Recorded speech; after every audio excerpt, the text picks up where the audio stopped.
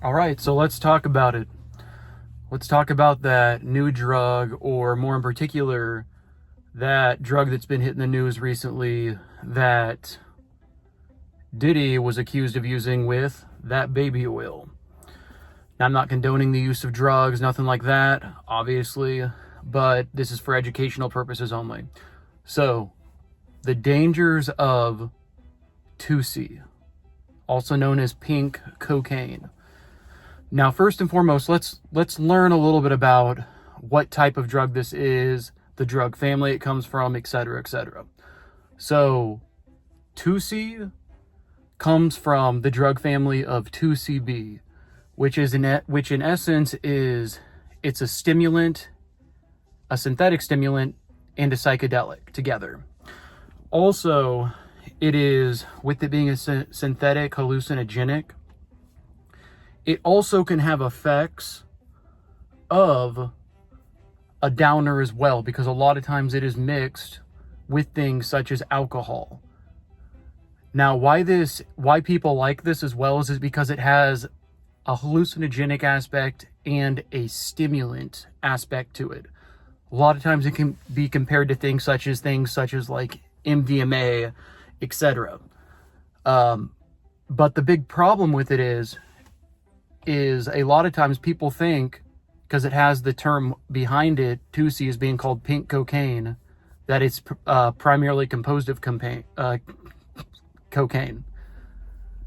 The problem with that, though, is a lot of the batches they're finding don't really even have any cocaine in them. So the pink cocaine, it's because it's somewhat looks like cocaine, pink cocaine, but in essence, really all that why it's looking that way is they use a lot of pink food dye to put on it, and then it's a mix of some of the extra stuff, unfortunately, that was not used in prior batches from whoever they're getting their stuff from composed together. But the main components that Tusi can be composed of is MDMA, cocaine, meth, caffeine, opioids, ketamine. Now, once again, take out the cocaine, because a lot of times it has very, very, very little cocaine in it. What they found a lot right now is that what they're putting a good amount in is actually caffeine in it. But another thing is that can be very dangerous about this is they're putting things such as opioids in it, which could be things such as heroin. So that's why it's particularly dangerous, is that, let's say you've been using this and, it's making you feel, it's giving you that upper feeling. Then you mix it a little bit with alcohol, so you have that downer feeling with it. So you've got that upper downer, and then you've got that hallucinogenic effect to it as well. Then just add a little bit of, some heroin to it, which is going to be an extremely down effect, which can lead to respiratory depression, which is the main concern of this, is with the overdose, is that respiratory depression. Because anytime you're mixing something like this, that they claim a lot of times is an upper, when primarily it has things that have a downer effect, and then you use alcohol with it, and you add even an energy drink to it as well, that's gonna lead to a disaster. And there's one huge takeaway that everyone should know about this. It's composed of all these different aspects, and all these different drugs, and you never know what you're gonna get. In everyone's body, remember, from a biological standpoint, our bodies are very good at adjusting. And for some people, having all these different components of it it's gonna affect people differently.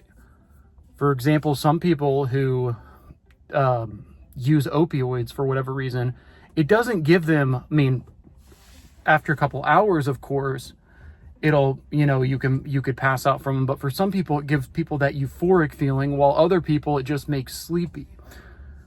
Sometimes uppers can have that similar effect. Some people get really paranoid on them. Some people get really energetic. So my point is when you're taking something like this, you never know what you're going to get in it. And also, when you have all these different components, everyone's going to have completely different reactions. One of the main reactions, though, people can have from this is being a hallucinogenic is obviously having severe impulse control issues from this because you're not in the right state of mind.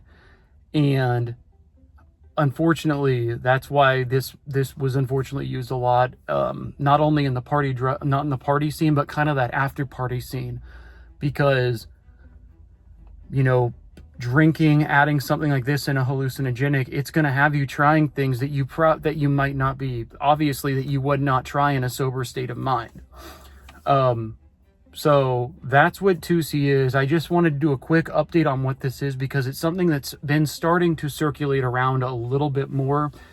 And I wanted to cover people saying, you know, outside of the name Tusi, it has the name pink cocaine, but it rarely has any cocaine in it. It's primarily composed of, as stated, things such as MDMA, ketamine, sometimes opioids, surprisingly caffeine, out of all things, probably to make so you don't just pass out and it gives you a little bit more energy. Can have a little bit of cocaine, as stated, meth. So it's just an array of different things, and everyone will, the one thing in the hallucinogenic effect, and as stated, it's primarily has a hallucinogenic, psychedelic, and stimulant effect. But with that, remember, when you combined alcohol to it, uppers, and so, you know, picture you're drinking, which is a downer.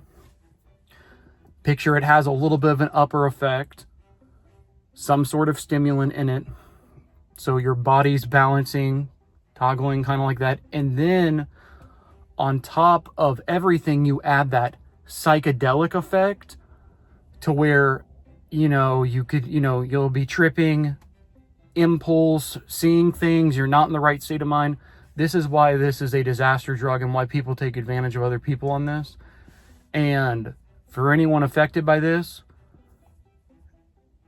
I feel for you in that end, because that, whatever Diddy was doing using that stuff, that is complete insanity, and he should be locked up for life. I love you all. Like, subscribe to the channel. That's just a quick update on what this stuff is. Tusi, or pink cocaine, but it doesn't really have cocaine in it. Have a great week.